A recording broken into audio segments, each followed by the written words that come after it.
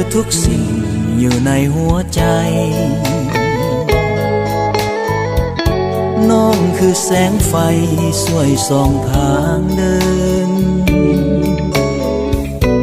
น้องคือพลังแห่งใจน้องคือคนอายสรรเสริญสุดแสนประเมินสุดเกินบรรยายทุกลมหายใจอายมีเพียงน้องแม้นบ่ได้คงเคียงคู่คงตายทุกวันอายเฝ้าฝันหาทุกเวลาอะไรสี่ห้องหัวใจอายมีเพียงน้าห่วงหาตื่นภาวะยามนอนมันแสนอาวรณ์กอดแต่หมอนแทนนางอายเคยฮักยิ่งมาก่อนแต่ฮักงามงอนว่าจืดจางอายสุดจะหวังสุดปรารถนาน้องนั้นเป็นหนึ่งสุดที่เธอทูล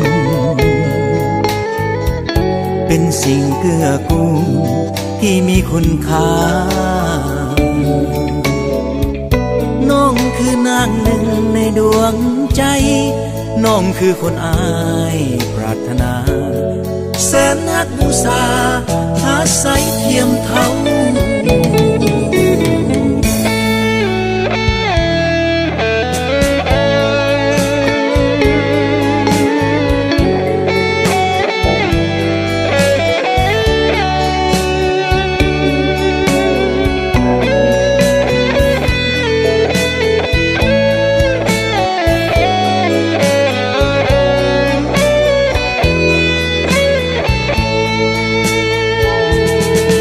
ห่วงหา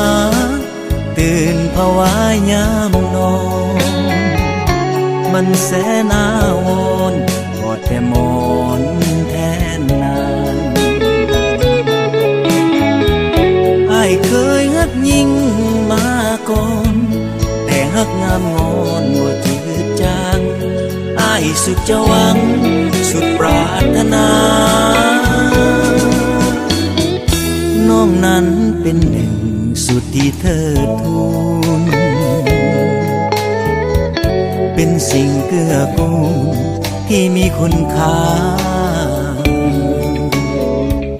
น้องคือนางหนึ่งในดวงใจน้องคือคนอายปรารถนาแสนนักอุตสาห์อาศัยเทียมเท่า